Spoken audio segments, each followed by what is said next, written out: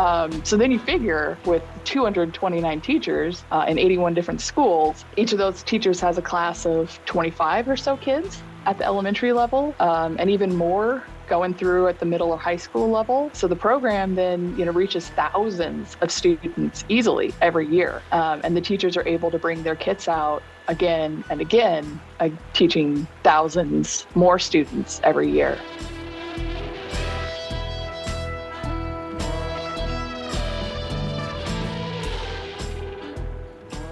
Welcome back to DAM, the official podcast of Northwest Hydropower. I'm your host, Austin Rohr, and I manage all things communications here at Northwest River Partners. We are all about education here at this organization and on this podcast. And that's for a very good reason. Actually, several good reasons. Among them is the fact that we receive up to half of our energy from hydropower here in the Northwest. And yet, a startlingly large amount of residents say they are unfamiliar with hydropower. So, as you may have noticed, we've dedicated a lot of DAM, the official podcast of Northwest Hydropower, time to the subject. This is actually all started off with our episode with Brenna Vaughn of NWHA, who gave a shout out to the Hydropower Foundation. That led us to our episode with Bree Mendland of the Hydropower Foundation, who gave a shout out to FWEE. On that episode, I said I would make an effort to do a podcast with FWEE soon. And guess what? We're doing that podcast right now. So joining me today to talk more about FWEE and hydropower education at the grade school level is Sheila Corson, who serves as the current board chair of FWEE. Sheila, so great to talk to you today. Yeah, thank you so much, Austin. I'm excited to be here. I am a frequent DAM listener, so I'm excited to be part of it. Absolutely. Yeah, really happy to have you on. And, something that you mentioned recently, we were actually on a panel with NWHA recently, and yes, we you said that it was so fun to say FWEE. And it is so much fun to say FWEE. But we probably owe the listeners an explanation as to what the acronym actually stands for. That is true. Yes. So FWEE stands for the Foundation for Water and Energy Education. And just as a little background as to what we do, we are a nonprofit group, and we are committed to providing balanced information about hydropower and other renewable energies. And of course, we focus on the Northwest because that's where we're at, and we are abundant in renewables here. But more importantly, we focus on the K through 12 sector mostly, and the kind of education you were talking about earlier. Yeah, that is, it's obviously really important work. And as someone who grew up here in the Northwest, I can confidently say that I don't recall there ever being any hydropower in my own K through 12 education. So I definitely, I can see that there's a need for that. And I can imagine there's a pretty big gap out there in knowledge that is really important to fill kind of at all levels. Yeah, and it's a little bit different for me because I grew up in the Upper Columbia region, and we definitely talked about dams a lot, and we went on field trips and all of that. And I think I kind of took it for granted that other people knew about hydropower, but I think I was actually just one of the lucky ones in the Northwest. Yeah, that does sound, I mean, just getting to go on a field trip to a dam sounds pretty lucky, right? Oh, yeah. Yeah, to go. And then, I was a kid of the 90s in particular. And so pre 9/11 type stuff, we were able to see even more at the dams than what we could now. So even getting to go to what we called the bottom of Grand Coulee Dam and write our names on the concrete walls there and Sharpie and things like that, that people really don't get a chance to do now. So I was extra lucky with my experience as a kid in the Northwest. Yeah, that sounds really cool. I imagine it's probably hard now just to even go see where your name is at on the concrete down there. I don't think it's even possible now. That was where back in the days you could drive across Grand Coulee Dam, and we used to. I mean, this is littering, so take it for what it's worth as kids. But we used to stand there on the edge, right at the top, and throw things like we'd roll up one of our socks and watch it go down and count how long it would take until it hit either the dam or the water or whatever. I mean, we definitely had a different experience than I think most kids did. Different times for sure. Yeah, and I know we're kind of going a little off topic, but I'll just say quickly, my only opportunity to, get to, I mean, I've gotten to go on tours, as part of my job and everything, but Sure. prior to that, the only thing I got to do with like Grand Coulee, for example, is see the laser light show, Oh yeah. which is definitely not quite the same tier as an actual tour. Yes, but if you see the Laser Light Show enough, then you've memorized the song. And I won't break out into singing for you today, but if you ever want to hear about the Roll On Columbia, Roll Oh On, yeah. yeah. Yeah, I remember the Optimus Prime like voice is forever burned into my brain. That's what I can't forget. I hear you. So in addition to being the board chair for FWEE, you also just started kind of a newish role with our members and friends over at Mason 3 PUD. So what's going on with that and kind of everything else you've been up to lately? Yeah, so I did start on as the public information officer with Mason 3 this last June. And but that doesn't mean I'm new to the public power world. I was at Okanagan PUD for about 4.5 years before that. And so, my day jumps between spending time managing social media to traveling to Olympia for government relations type work, giving presentations to elementary students in libraries. The variety of the work that I do is one of my favorite things.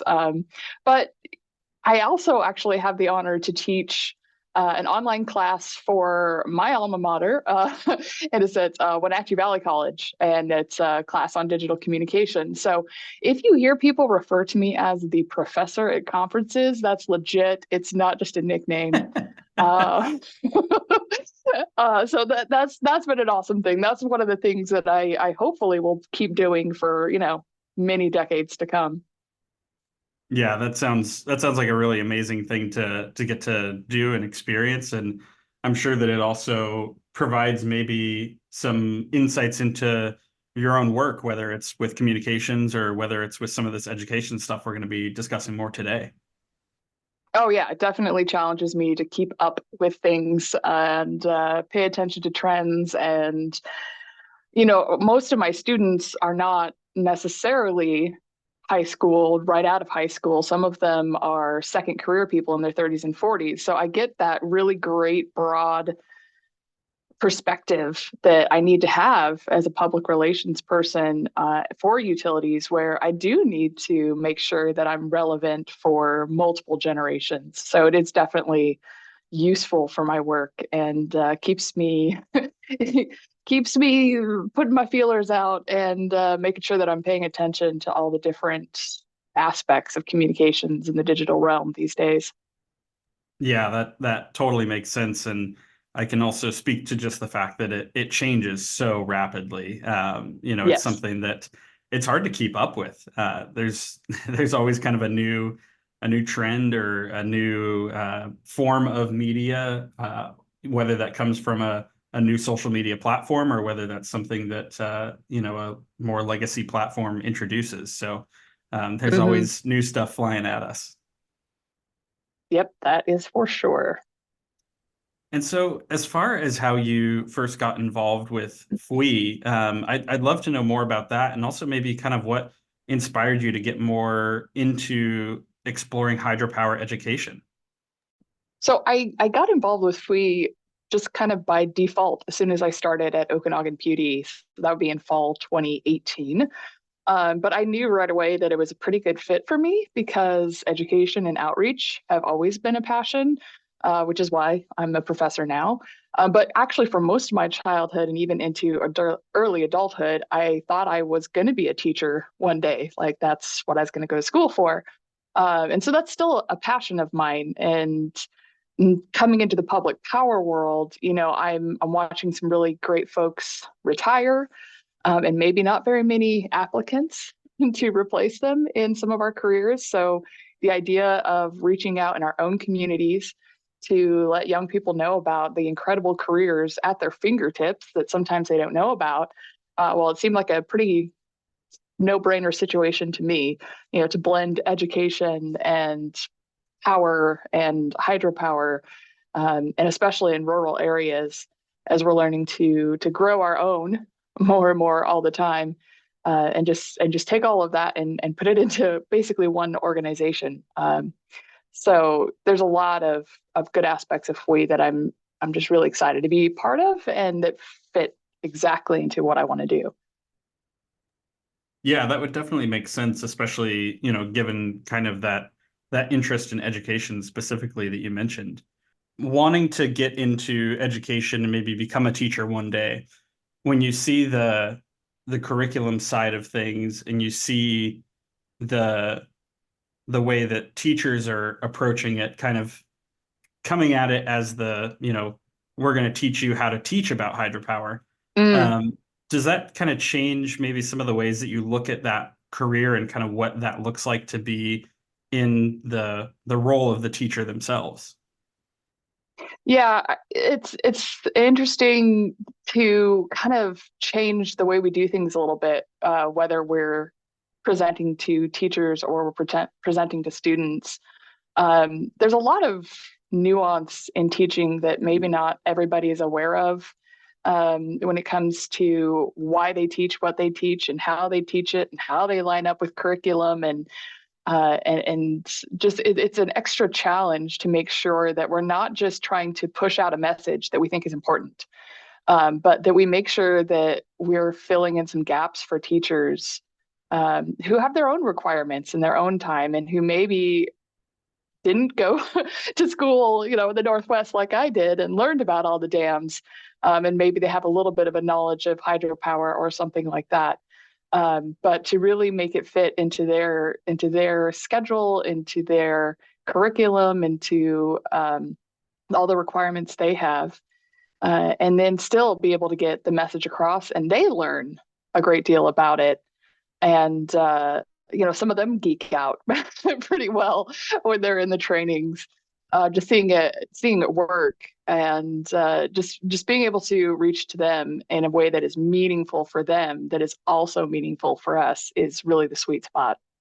Yeah, yeah. No, that sounds really like a really amazing experience. And I'm also curious, as far as the hydropower teacher trainings, what exactly does that look like, and how does that work when you're trying to bring educators into the fold and help them understand hydropower so that they can pass that knowledge on to their students? So we have two different kinds of trainings. One is for elementary level, one is for middle and high school, and they both have different kits for their classrooms. And again, that's made to fit into the actual curriculum requirements they're going to have for that semester or that year or whatever it is, that grade level. And so they're different because we want to fit into that and to make it work for that age group. So the one, excuse me, the one training features our amazing PowerWheel, which is one of my favorite things. And it basically hooks up to, well, it's a miniature turbine. It basically hooks up to a kitchen or a classroom sink. And when you turn on the water, it generates enough power to light up some lights, charge student cell phones, all kinds of different things. And then the other kit features some buildable models for other renewables, like building a wind turbine and a solar unit and that sort of thing. It gets kids into learning about where power comes from, and the concept that maybe not all sources are exactly the same. But the teacher trainings themselves are all virtual. And so the members of FWEE or our other contacts, we kind of basically send out these invites to the groups that we're connected with. And they send their teachers these invites. The teachers sign up, and once the teachers do, we happen to have these amazing sponsors like Northwest River Partners and, as you mentioned before, NWHA. And their sponsorship actually helps make those kits free to the teachers. So, hey, free with FWEE. And they also provide the teachers with clock hours they need to maintain their teaching certificates. And again, following those curriculum standards. And so it's just a couple hours training, usually with the amazing Bob Bauer from Chelan PUD. And, they get these kits, they get this training, it fits into their curriculum, they get their clock hours. It's just a really nice arrangement for them that we've been able to do for a few years. Yeah, I can imagine that for them, that's probably one being free with FWEE, like you said. Um, and then also being able to fulfill some of these requirements for their own job. It's amazing the resource that you're able to provide to them. How, when you're looking for teachers to contact and get involved with this, how do you actually identify those folks, or maybe or reach them in a way that maybe gets them interested enough to actually sign up for one? And are there specific like groups? I know that you've talked about how a lot of this ties into maybe like STEM schools specifically. Yeah, because these actually are specifically STEM related clock hours, which is more and more important all the time and required for even more teaching certificates than it used to be even, a year or two ago. I think in the last couple of years, it's been more needed. Um, so a lot of the time, the connections aren't necessarily FWE to the school, right? It's FWE to our members or our partners, and then they have their connections with the schools. And in some areas, it's as high a level as the educational service district. And we reach out to them and they have their networks. Sometimes it's the principal, sometimes it is the STEM teacher or the CTE program director. Sometimes it's, just the science teacher at the school who just happens to really love this and believes in it and wants other teachers to also have that opportunity. And sometimes it's, any number of people who can be connected, but it's all about the members themselves, the utilities, or, whatever that member might be. The members themselves actually reaching out to their local schools where they have a relationship. And sometimes that relationship is hard to start. But the great thing is, you get one started, that one teacher in that, elementary class, right? Or that one teacher in that STEM science class who tries it out. It's free to them. Again, it's not going to be a hard sell for that one teacher.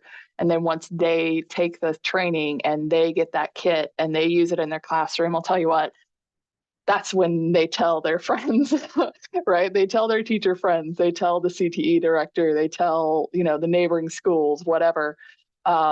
Because once they get to experience it, it's just so much fun for the teachers. We get such incredible feedback from them. And just, to share a few numbers, from the trainings between 2021 and 2023, we offer these classes again, one a year for elementary, one a year for secondary. But we train 229 teachers at 81 different locations. So sometimes that's exactly what's happened. That one teacher took it, in 2021, he told his friends and his 5 teacher friends took that training in 2022, So then you figure with 229 teachers in 81 different schools, each of those teachers has a class of 25 or so kids at the elementary level, and even more going through at the middle or high school level. So the program then, reaches thousands of students easily every year. And the teachers are able to bring their kits out again and again, teaching thousands more students every year.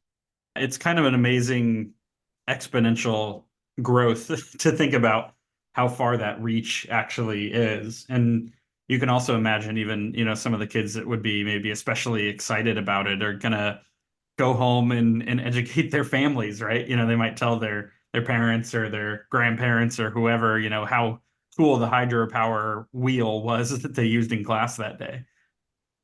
Oh, for sure. Yeah. And I think even when I've seen the presentation to the older kids at our academies, which I think we'll talk about a little bit later, um, it's really one of those light bulb moments, that you want to see in students, to actually see it happen in front of them, to realize that, in a sense, hydropower is that simple.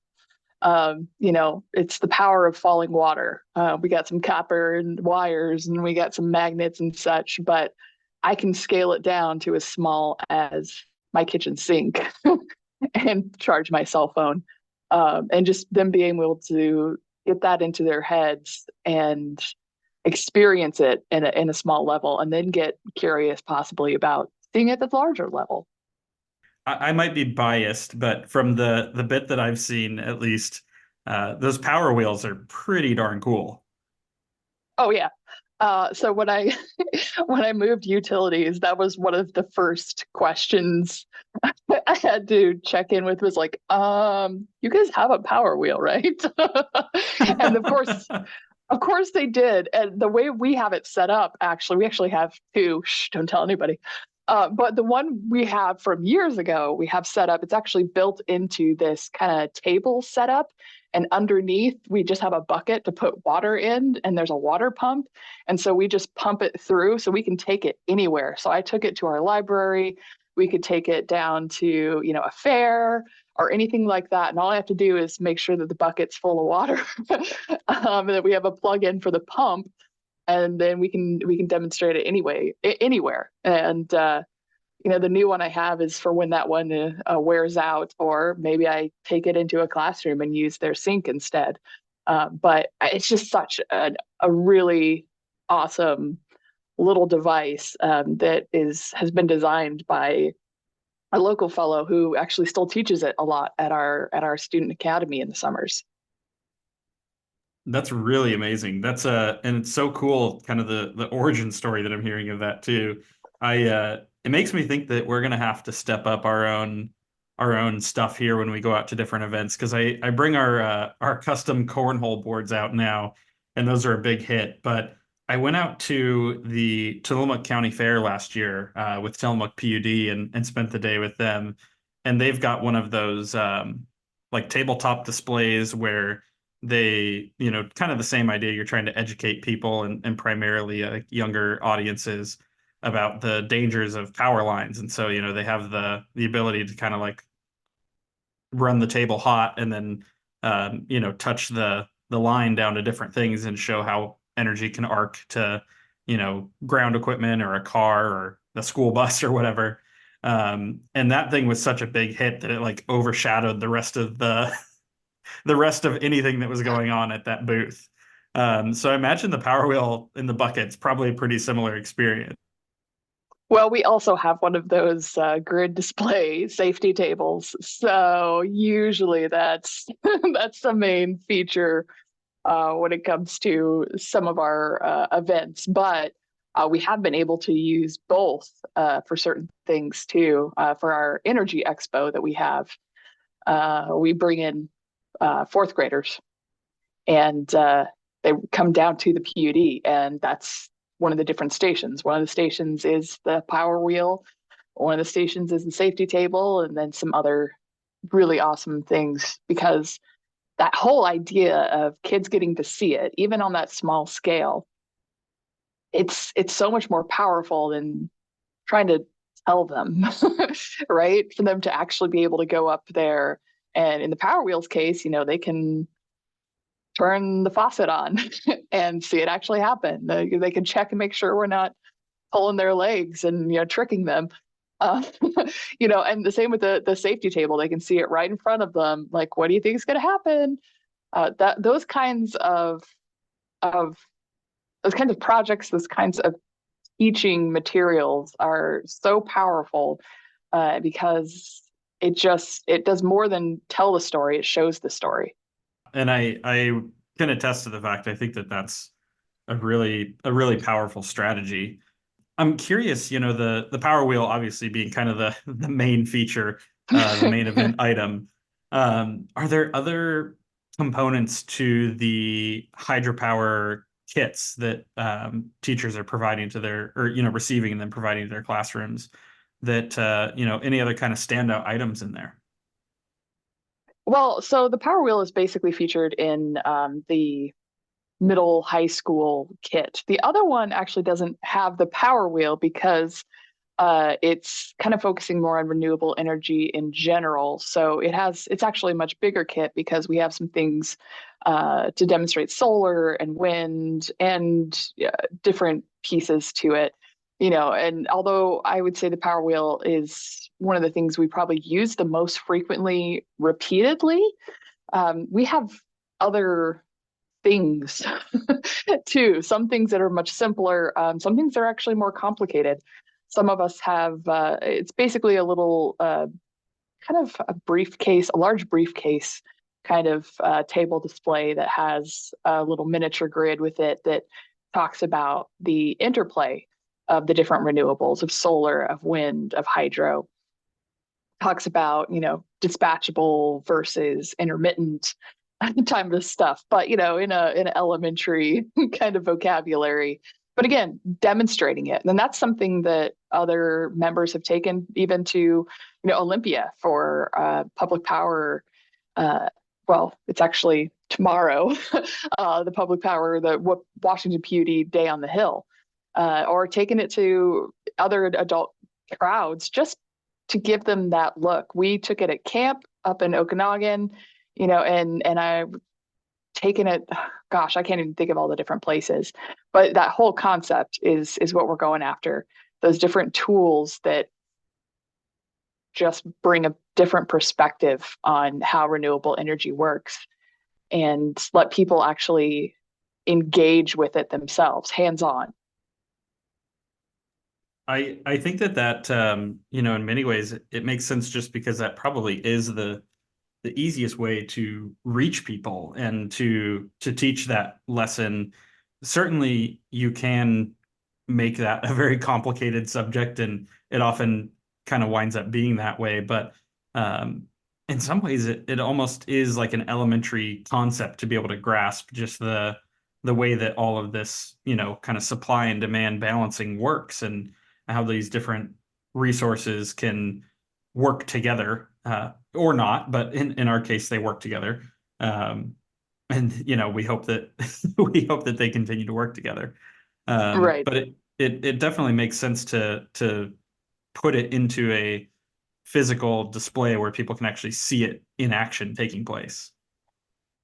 Yeah, and I mean, if I was to kind of shift gears just ever so slightly, um, we take that and put that concept into an even grander scale when we do the FWEE STEM Academy, which is probably the coolest thing in summer learning, maybe ever.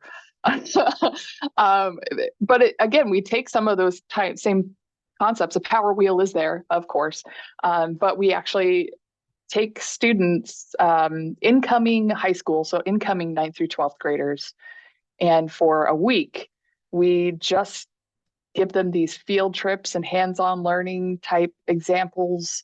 And they get to talk to people who are actually in the careers in the energy industry. They get to experience it. They get to try it. And it's only 20 to 24 students at the time, typically, but it's already showing that as soon as we show students the amazing opportunities there are in the hydropower world in particular, but energy industry and the grander scale, they get excited about it, And so the academy itself, it was first hosted in 2016 with Chelan PUD up there in Wenatchee, and they have amazing resources up there, particularly the Rocky Reach Discovery Center, which is one of my favorite energy nerd places to go. So if you haven't been, make a trip.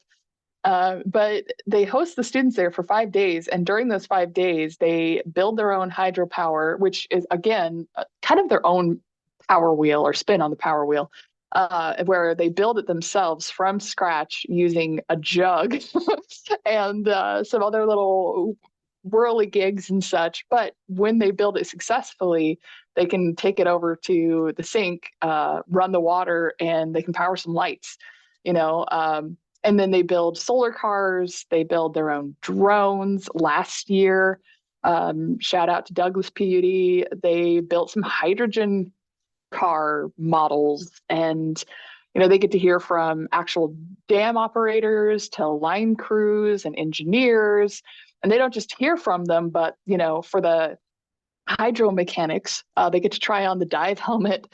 With some of the others, with the line crews, they actually put spikes on and climb a pole. That's really that immersive, hands-on, try it myself, see if I like it type of experience is just invaluable. And for some of them, it's life shaping. And they tour these dams, and there's another that just started last year in the Tri-Cities where not only did they get to talk about hydropower, but they got to tour a nuclear facility right down there at the Columbia Generating Station. And it was tailored to their community, right, and their resources. And coming soon, we're working on a third STEM Academy in the west side of Washington, and it's under development. And just earlier this week, I was chatting with some folks about that. And it's a model that really works. So the idea of the academy is it's a model for anybody to use in their community. But we already have feedback from past students to find out, like, did it matter to you? Was it just a cool experience? How did this work? But there are quite a few of our students who identified their career pathway there at the academy, because that's part of the work too, is to actually sit down with the students and say, if you want to do this, here's your next steps. Here's a clear pathway for you. And a lot of the students followed through, and they became engineers, line workers. And in fact, a couple of our former students from 2016, 2017, the earlier years, have already come back and started working at some of our utilities. And others are working in other places, but it works. It's something where, the concept of try before you buy, right? You don't know if you want to go spend 4 years at a school for engineering or try to get into that apprentice program as a line worker. But when you get to try it and you get that first taste, it can, like I said, it can shape your career and your life from that point forward, and it works. That 100% makes sense, and it's probably something that I imagine is a problem that we have today, is that so many people don't really get they go off and they pick a career, but they don't really know if it's something they want to do, or if it's something that maybe they've kind of thought, well, I could give it a shot. But getting to actually try that out and see if it's something that interests you first, it totally makes sense that would have a really big impact on their decision making as they get more further into their education and kind of pick a career path. Yeah, absolutely. And these aren't always necessarily the students who are your straight A students, right? Some of them are, for sure, and then others not as much. We have, in one of the academies, we've had a 2.5 GPA average as a qualifier. Then we ended up adding, or have a teacher or principal write us a letter and say, this is perfect for this kid. I think that requirement was removed by Tri-Cities, just because we recognize that sometimes those hands-on engineers or line workers or technicians, they're not going to be great with English essays, or whatever, right? Just school in general, but they're going to be perfect for this kind of career. And so sometimes this is bringing in students who maybe didn't really feel like they belonged in school, but are going to find a place where they fit in perfect and where their skills are really utilized, and they're going to see that, oh my gosh, this is something I'm great at. I may have a C- average or whatever, but if I focus on, as a drone technician, or I focus on line work, or I go into hydropower engineering, this is exactly right for me. Absolutely. And the other thing too, if I could step up on a soapbox very quickly, Go ahead. is that I think that there's something to be said just for those students to be able to spend time with and engage with professionals and develop, sort of the skills to talk to them, to engage with them, to see someone at, obviously a higher maturity level, and be able to maybe learn from that and mirror some of that even. Oh yeah. When we put the kids in spikes and climb poles, they've got a real line worker there, oftentimes from their community who grew up there, who can say, oh yeah, I went to your school, or can share their story, their pathway, and then go up the pole with them, or when they're trying on a dive helmet, right? It's not just some random person saying, oh, hey, here's a helmet. It's the person who actually works in that helmet who's sharing it with them, so they can share the challenges and the rewards of the different careers and how they got there themselves.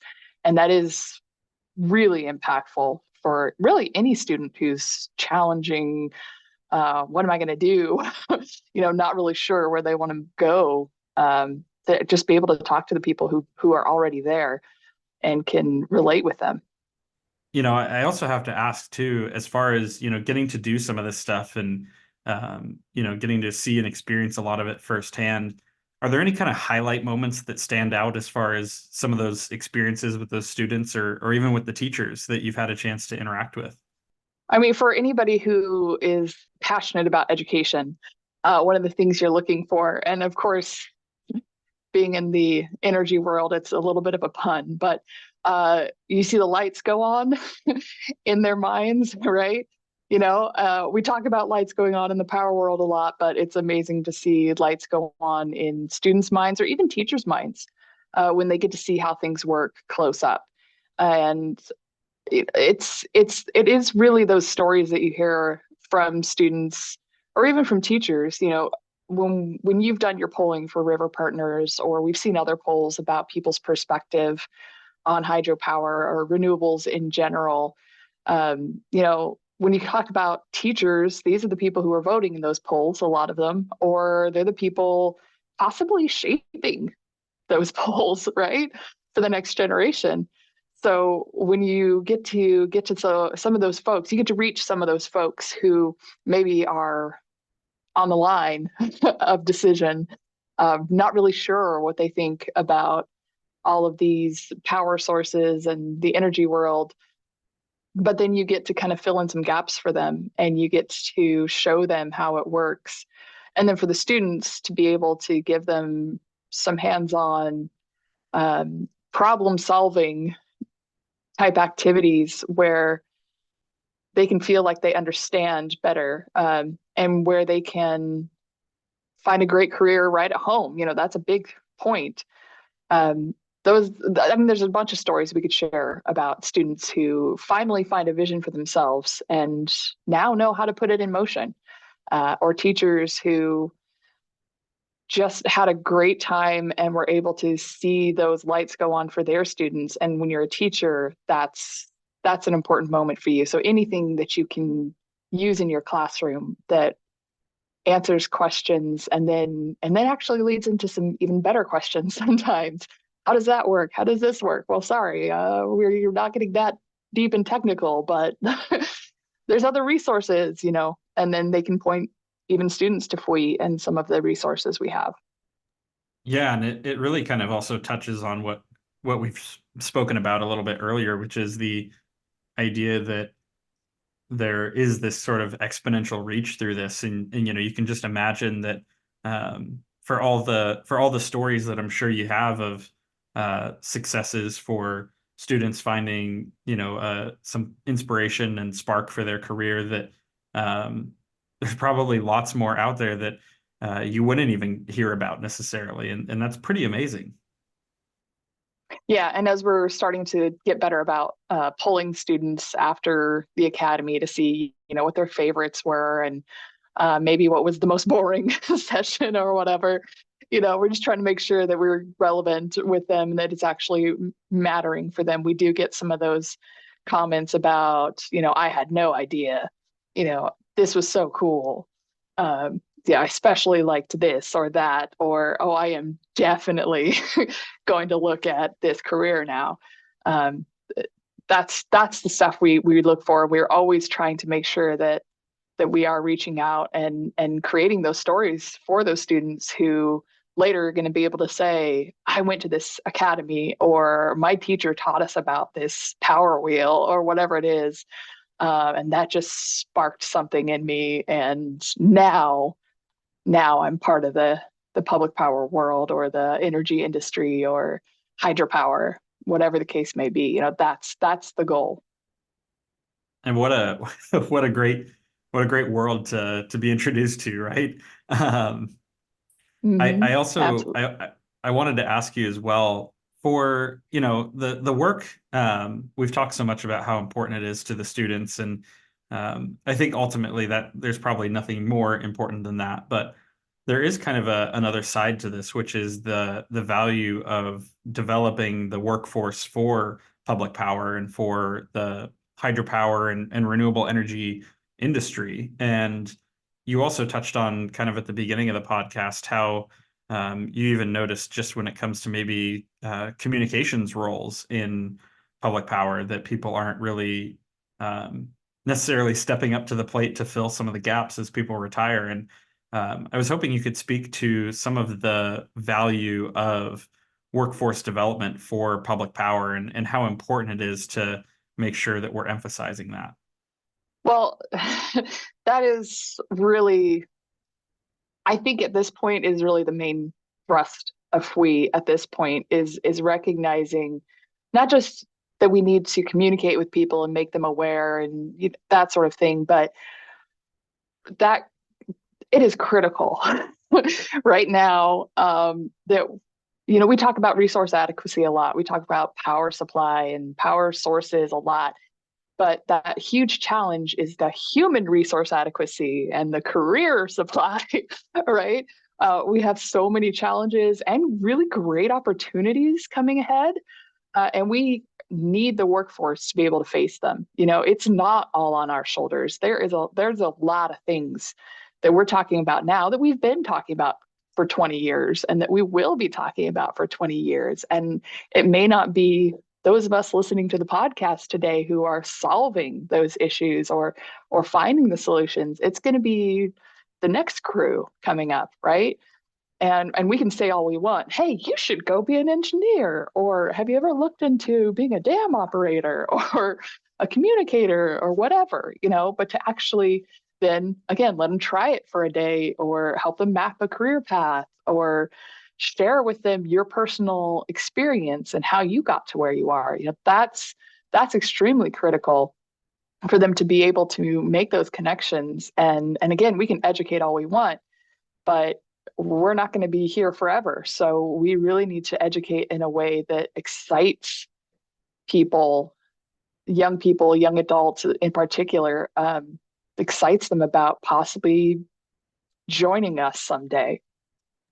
That totally makes sense, and it really is. It's so valuable that that we make those connections happen. I also wanted to ask you, kind of along those same lines. One of the things I've heard from time to time, for example, is oh, those, the dams are so old. They hear about the history dating back to like the 1930s and the Great Depression and all that. Are there any particular challenges that you see kind of recurring that maybe make it difficult to make some of those connections or to get people kind of enthused? Like, is there something that even through that polling, for example, that you talked about, where you see that there's some challenges or hurdles we have to get over to get people more enthused?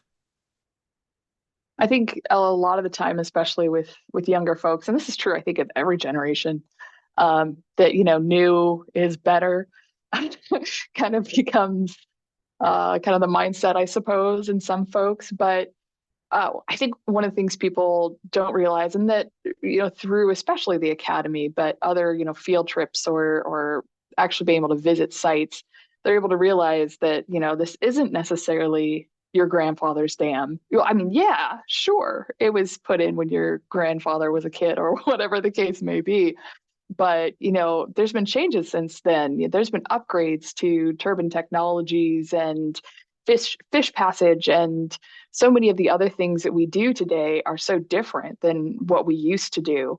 And it's different and it's changing and it will keep changing. And to be part of the new from the old, maybe, but to be part of the new changes and things coming ahead, that's something that is more likely to get students excited, not thinking, oh, we've been doing this the same since the 1930s or 1950s or whatever your year is, but to say there's new stuff, exciting things happening inside the dams that you can't see, and you can be part of it. That's part of the narrative that I think we need to push it a little bit more when it comes to recruitment. There's always something new in renewable energies, and it may be solar, and it may be wind, and it may be geothermal, and it may be hydrogen, it may be hydropower. Even though we don't always think of those as new, we're the original renewable, but we are always upgrading and changing and make things better than what they used to be. And that's an exciting possibility for anyone starting out in their career. I really appreciate your perspective on that, because lots of people could maybe speculate about that, but obviously having that firsthand experience, you really get to see and hear what the students' feedback actually is. Something that I also wanted to ask is just kind of, we've talked about a number of different things that FWEE does, but are there other activities we haven't touched on yet that FWEE does to engage and connect with students out there? We have a lot of resources. So if you go to FWEE.org, you're going to see all kinds of resources. And some of it is just really practical stuff, especially if you have a new staff member starting out or somebody who's just trying to get into outreach and education programs. One of the things that I've gone to, especially in my early days in the public power world, is we just have a glossary of all the terms we talk about. There's just a glossary, and there's a directory of the various hydro projects throughout our region, right? There's just some really practical, easy stuff that you can share, download. If you need some content for your website or possibly social media, there might be some stuff there for you. There's just so much there that can fit into different people's needs. And again, a lot of it is free with FWEE. Just go find it. If you like it, grab it. There's some stuff that's for sale. There's some stuff that's, more available if you're more closely connected with us, but we'd like to make as much available to as many people as we can. So I encourage anybody to just go check out our website and look at all the different resources. And if something piques your interest, you've got questions, reach out. And if you're ready to, take it to the next level and get more involved with FWEE, then talk to us about membership or even sponsorship of certain projects. Sometimes our members are all in, they're members, they're sponsors, they're helping develop resources. And sometimes we just have folks who are like, you know what, I really just want to be part of that, solar car event, or I want to just come and see the academy for a day. There's just so many different projects and new ones on the horizon. So, we have some curriculum that's been recently updated. One is our Sources of Energy book, really just talks about and compares different sources of energy and then invites the students or whoever's going through that to then compare sources and what's the advantages, disadvantages. We have another book that's just Following Nature's Current, and it shares just all about hydropower in the Northwest and some of the challenges and some of the history and that sort of thing. but one of the things coming ahead, and one of our biggest partners lately in the last couple of years has been NREL, NREL. That's National Labs, the National Renewable Energy Lab, to be specific. And NREL has a new kind of, well, it's almost an online game called Ready Island, and that gamification type idea for education is huge. And so we're working with another independent partner on possibly a game related to the water cycle in general, tying in, of course, hydropower. And there's just more always coming. We're always looking at what is useful for educating other industry members, what is useful for educating students, for educating teachers, what's just a great resource for people to have based on the questions that people are asking most frequently right now. So, we have some videos there that just show general operations of a hydropower system. And a lot of that's borrowed from our members or from other free resources that we can share there, and just kind of have this collection of resources so that you can find what you need. Hopefully you can find what you need all in one place. So if there's something missing, or there's something you wish could be there, reach out to us. We might have a partner who does have that, or maybe that ends up being our next big project. And I think that kind of ties me right into where I wanted to go next, which is asking, for FWEE, how valuable are some of these relationships between that organization and the other organizations out there? And I know you touched on a lot of them today, including obviously Yeah. NREL just now, but whether it's some of the regional organizations or the PUDs that we have here around the Northwest, or even those national organizations, could you kind of touch on the value of those relationships, and also, who kind of your key partners are? FWE has one like half-time staff member, right? So as you can imagine, we absolutely, truly need partners to make programs and projects work. And so we have this amazingly active board, and lots of feedback from members and sponsors. And we also have other just partners who provide input, or maybe who teach a module at the academy, or help us when it's time to update that curriculum, provide us with resources to share. So, I mean, our national labs do deserve a shout out. So we mentioned NREL, but we also work with PNNL on the Tri-Cities area, and they were extremely active and critical in getting the Tri-Cities Academy put together, and so many different PUDs.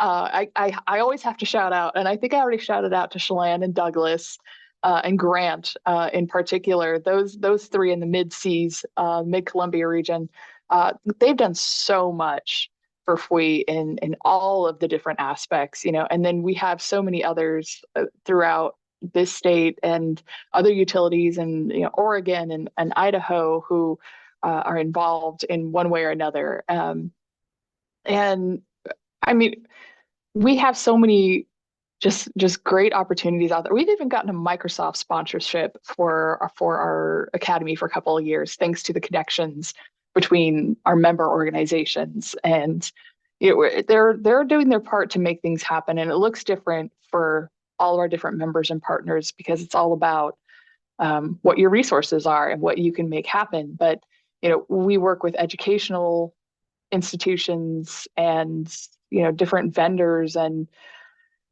I there's dozens and dozens of people that I could shout out to. And as soon as this podcast is over, I'm going to be like, oh, I should have mentioned, right?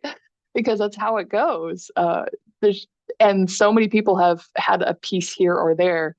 And then you put all those pieces together, and it makes really awesome programs and projects. And um, I don't want to be cliche and say we couldn't do it without them, but it literally is the case. But yeah, especially being able to do it in a way where you can offer so much for free, right? I mean, that's Yeah. definitely not something that that's easy to accomplish. Yeah, absolutely. And that's one of the great things of so much of this being, public power is not a lot of us slap copyrights on too many things. We create it with the idea that it goes out publicly. We create these things because we want people to access them, because our goal isn't for profit, it's for education, it's for the benefit of all. And so, as much as we can, we're going to try to make some things free and readily available to anybody who wants it. That totally makes sense. I want to also ask, I know that you shouted out the website, and I think the more we can plug that, the better. I think, they always say if people hear something three times, they'll remember it. But as far as, someone who might be listening to this, and I hope that there's someone out there who fits this description that is an educator, a student, or perhaps the family of a student, a kid that they're raising. What would be the best way for them to get involved with FWEE, or maybe they want to kind of invite FWEE into their school or their education in some way that there currently isn't a connection? Is there a good way to like actually establish that relationship with the organization? Absolutely. Go to FWE.org. Check out some of the resources, the curriculum, videos, trainings, the academies, whatever, and find out what interests you the most. Like I would encourage people to go there first. But of course, as you might imagine, we have a contact us section. And so if you find something you like, or if you're just overwhelmed and you don't even know where to start, just reach out to us, contact us. Maybe if you want us to be reaching out in your school, or, you've got a student who is super excited about the possibility of these future careers, whatever it is, reach out to us, let us know. The strength of FWE is in our networking and our collaboration. And so even if we can't meet the exact need of, a parent with a student interested in an engineering career, or, an educator who really wants to get in on that training or whatever, even if we can't meet your exact need, we probably know somebody who can, or know somebody who knows somebody, right? We will do the best we can to help you, and I think just with what's already available, you're going to find a lot of opportunities. And as we keep adding to the academies, our vision goes beyond 2 and 3. If you're not in one of those communities and you really want that to happen, let's talk about it. Let's see what we can do, because it just starts with a couple of organizations who are passionate about it and willing to put some time into it, and bring it together. So, yeah, check out the website, FWE.org, and then contact us and see how we can partner together. Perfect. And I'll tack on a bonus question for that as well, which is for our, I try to generally, obviously aim this podcast at a general audience. We're not trying to make a podcast for ourselves here in the public power space. But I know that we have people that listen who work in public power, who, are part of this industry already. And so, maybe for those folks as well who are going to be listening to this episode, what would you say is a good way for them to connect with the schools and the educators in their own service territories? And I would say that this is probably one of the most frequently asked questions we get at FWE, and also one of the biggest challenges, because I think sometimes if you don't have those connections yet, so I'm going to go from that perspective first. If you really don't have those connections with your schools, or other educational institutions in your community, there's really not a silver bullet that's like, oh, here's 3 steps to making everything work always.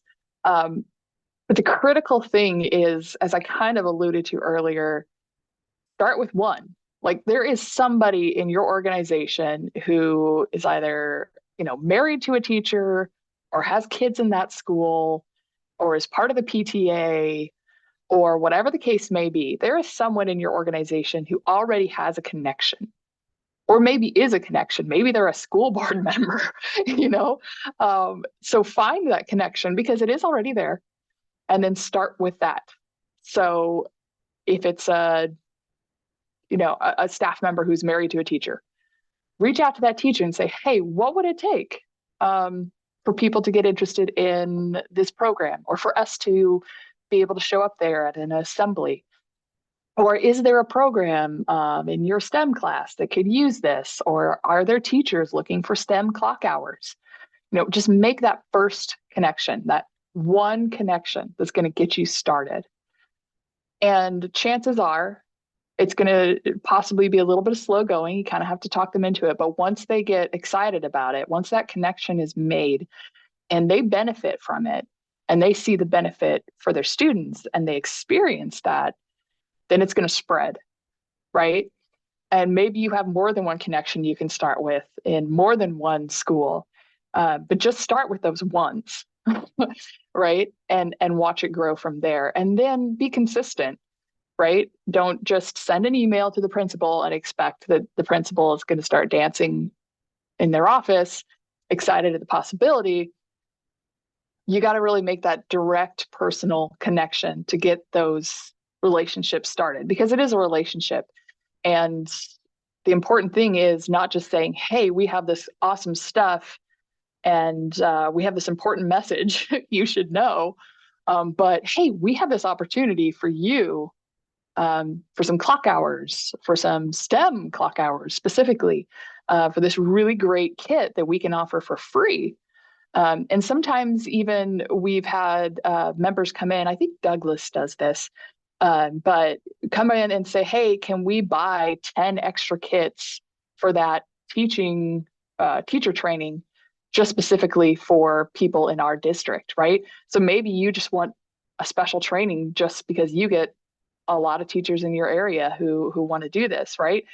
Let's talk about that. But you got to start with that first connection, that one connection that you probably already have and just haven't used it yet. Go for it and see what they say, and let's work together on making it happen and making this something that your school is now seeing you as a great resource for their benefit, and you're able to see your school as a resource for your own benefit as well. And that's a relationship, folks. That's how it goes. But you got to start it. For sure, for sure. And I think maybe they can toss this podcast episode, the link to it, in there as well at some point. Just say, give this a give this a listen if you're on the fence, right? Yes, absolutely. Well, perfect. I know we're kind of winding down here on time, and I have just a few quick things to run by you. Kind of the last real main question here is just to make sure that if there's anything we haven't touched on, that you have the opportunity to kind of talk about anything else you might like our audience to know about FWEE today. I think we've touched on a lot of it, but I think one of the most useful things is, I think everything's on our website. I'll just say that. Everything pretty much is there. But for that curriculum piece and booklets, you can actually download PDFs of those, and sometimes you can use like just a page of it, and use that for a handout in some setting that works for you. But so people can try stuff out, download some stuff, ask questions from us. We've got all kinds of opportunities and options, but again, it's really about connecting our resources. So if you want to become involved with FWEE, that doesn't mean you have to do all the FWEE things, but there's probably something here that's going to be helpful, or, as a relationship works both ways, something that can help us to better serve. So if anybody's interested at all in getting involved, please reach out to us through our website, or if you've got my contact info up there, share that. Our executive director is always making more connections, and he's open to that. That's Andy. You got to shout out to Andy. And realize I didn't do that yet. Shout out to Andy over there in Spokane, towing the line for us. But we will absolutely love to hear from anybody and share resources and find out again that next great project we need to work on. It might be with you, right? And so please engage with us. We love to build more partnerships and see how we can get things to the next level. Well, that's really exciting. And yeah, I hope from this podcast people definitely take advantage of that.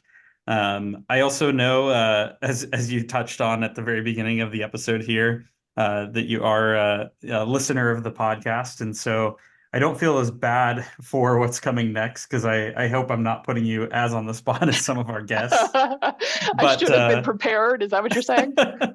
well, I guess it depends on if you listen through to the end of each episode, but we have this thing that we like to do, and that's to close out with letting our audience get to connect with you a little bit more as the guest, and that's by giving you the floor for some life advice. So I'm really excited to hear what you have to share with us today. So by the time this podcast is released, I believe I will be hitting my 40th birthday. And I have an interesting perspective because I feel like that's considered middle life, right? So you look backward and you look forward. And one of the things about public power is that there are so many challenges coming, right? And it's not like that's going to slow down anytime soon, right? But I feel like one of the things we need to do more, maybe in our industry and just in life in general, is to see the challenges and understand that, give yourself a good freak out moment, but then change those into opportunities in your mind, right? What's amazing is that when we see utilities and agencies looking at transformations that we need to make and then saying, you know what, we can do that. And here's how we're going to do it, right? Change those challenges into opportunities. Find a way to make things work and be more about solutions than about problems, right? That's, I think, one of the things that's going to be the most instrumental moving forward. And I'm going to be in this industry for a much longer time.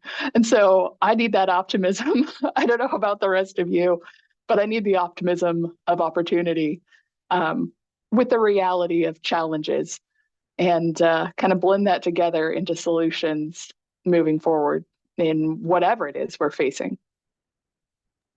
I really love that message, and I can personally attest to how important it is to to have some positivity and to face those challenges head on. So I really appreciate that message. Well, you're welcome, Austin. And hopefully I do a good job of being that person also.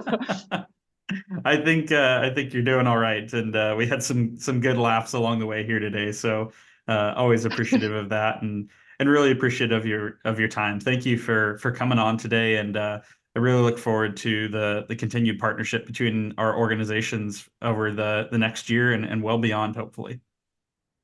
Oh, absolutely. And thank you again so much. River Partners has been huge, collaborating with them and messaging and sponsorships and all that kind of thing. So, it's just great to be a partner with you guys and to keep forming partners with others moving forward.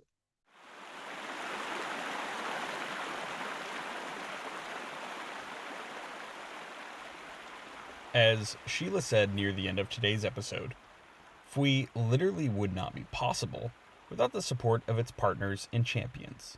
And this podcast serves as proof that she is among the greatest champions of the organization and the mission to bring hydropower education to the classroom. To say this work is incredibly important would be a vast understatement, and I really hope that listeners of this podcast take this as an opportunity to head to FWEE.org and learn how they can support the organization or make connections in your very own community. If you're in the mood to browse the Waterpower web, you can also open up another tab and head to nwriverpartners.org. And if you'd like to continue today's discussion in some form or fashion, you can do so via the contact form on our website or by simply emailing us directly at info@nwriverpartners.org. I always encourage everyone to write in, as we love to hear what you think of the podcast, what recommendations you have for future episodes, and anything else on your mind. I should also point out we don't receive nearly enough of these messages, so please don't be shy. Along those same lines, make sure to share this podcast with your friends and family, and in doing so, you can help us grow our audience and make an even bigger impact. If you're perhaps a bit too shy to take it that far, you can at least leave a 5-star review on your favorite listening platform, which is a huge help as well. And while you're there, don't forget to turn on notifications so you don't miss future episodes, which arrive every other Friday. Lastly, be sure to follow us at NW River Partners on Facebook, Instagram, X, YouTube, and LinkedIn. All right, we'll talk again in 2 weeks, but if you're all caught up on DAM and you need something to do, you should try to see if you can nail saying free with FWEE 5 times fast. Have fun with that one, and until next time, see ya.